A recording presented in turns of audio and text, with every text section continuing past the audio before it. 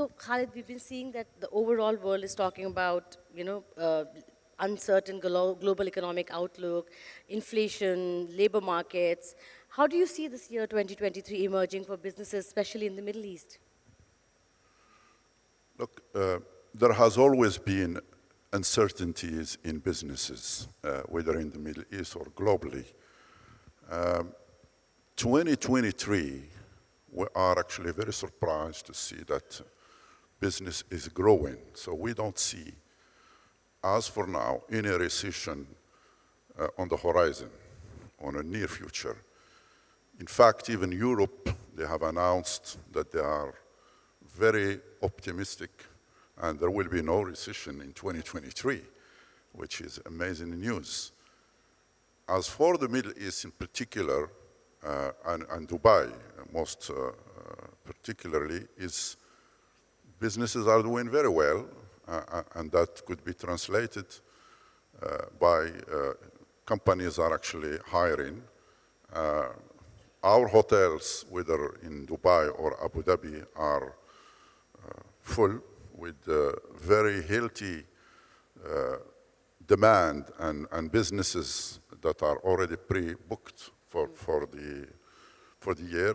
So we remain very optimistic.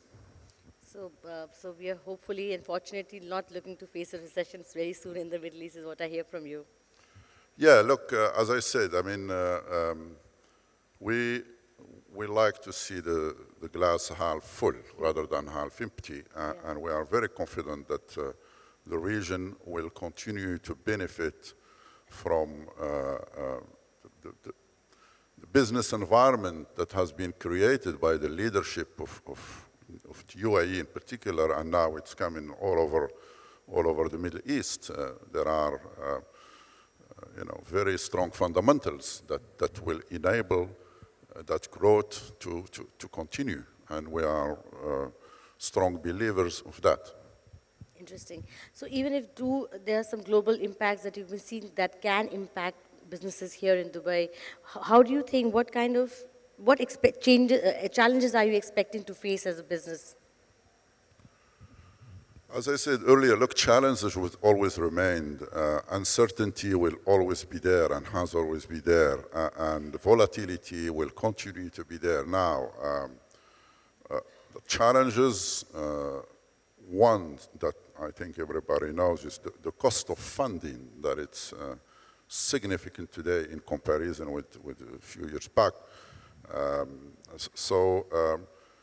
That might create certain stress in certain industries. But apart from that, today, here in the Middle East, the employment is going on a good track. Yes. Companies are recruiting. Business is growing. So we don't see any particular challenges despite that.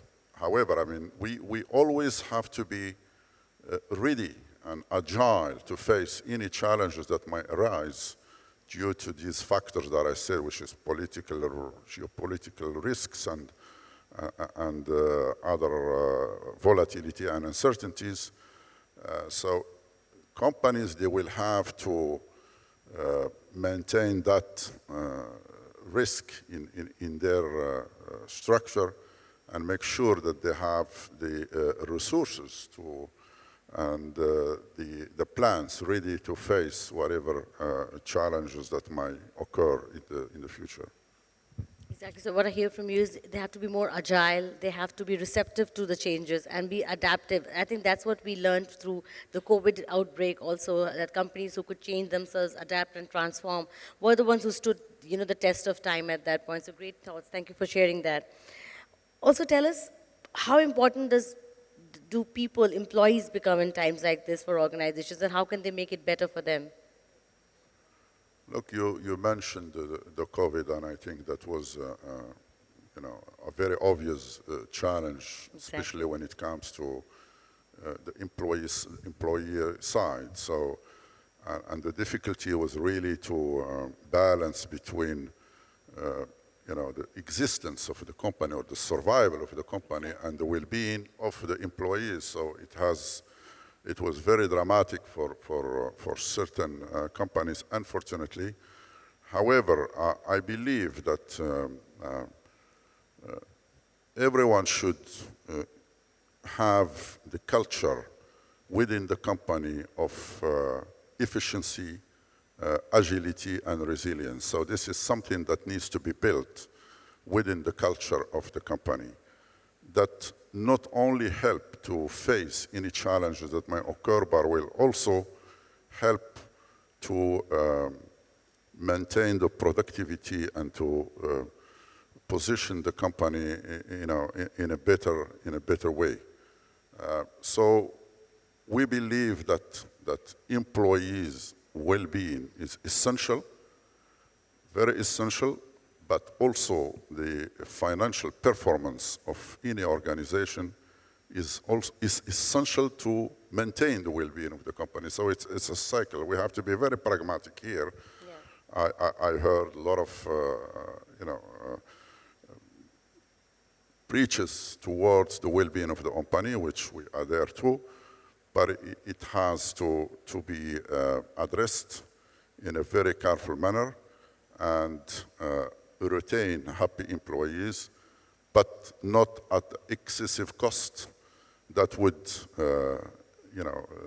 put that company existence at risk. So you have to take care of business continuity on one side and you have to take care of your people on the other side. How about the role of technology in all of this, Khalid? What are your views on that?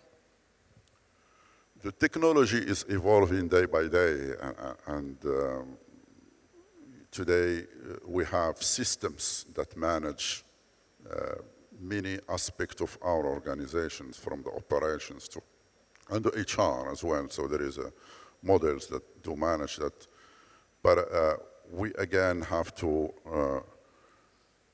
make sure that we evolve with that technology, because what works today might not work tomorrow.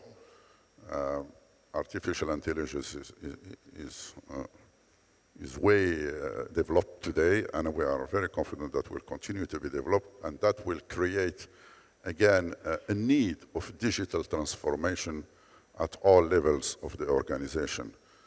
I just have one very particular and important, in my view, from the technology when it comes to the human resources. I think that they should develop something to avoid the middleman. I'm not against here recruitment agencies. There are some recruitment agencies that are honest, that they do embrace ESG in their culture, and they take care of human beings. But unfortunately, there are a lot out there that they really take advantage of these poor laborers. Whether from all over the world, it's not specific to an area. And we are hoping that the technology will come with the solution that will enable to facilitate the recruitment in a very transparent manner, and to make sure that those employees, when they come to start working, that they don't have debt to be paid back home. Exactly. I think technology has to play the role of an empowering tool, an enabler to make work-life conditions better for employees across, I think. Yeah. For me, this is essential. It's very essential that the starting point, and for me, a successful software or successful solution should take that into consideration. Yeah. Yes, absolutely. Okay. Thanks, Khalid. Thanks for sharing that. Khalid, let's move on to leadership. So in good times or bad times, the role of a leader becomes very, very impactful. How is he leading through a crisis? We saw that again since COVID happened. A lot of new leadership stories and forms of leadership came out at that time. Now we are, in many parts of the globe, facing a bad economy or an impending recession. What's the role of a leader, and how do you think it's evolving through times? I mean, as you clearly say, leadership should not change within the good time or the bad time. And leaders are leaders, and they will have to, adopt, the way of doing things, whether in good time or bad time. Of course, more efforts are needed during the bad times, but what is important is the transparency, the communication, and the agility. So, that's what I said. I mean, a company should not wait until there are crises to react. They should have within their company and the leaders, they should make sure that everyone at the company is productive, agile, and able to embrace change when it's needed. Sometimes you might have to change your business model. Sometimes your money have to be stretched. So that ability to learn new things and to adapt is essential in any organization today. That's a great point. I think leaders who are, agile and who can change themselves with the changing times and become more resilient, I think that's also going to be very important in the kind of times we are living in. So thank you so much for sharing that, Khalid. Khalid, my final question to you. For you, what is the future of work? How do you envision the future of work? Look, needs will vary from industry to another. If I focus on the hospitality, I think that human interaction will continue to be required and necessary. Certainly, technology and artificial intelligence will replace certain positions, but in certain industry, the engagement, interaction with the guest, you need a human being to achieve that. Yeah, I think at the end of it, I think business leaders, CHROs, everybody understands that people are at the core of anything that a business is about.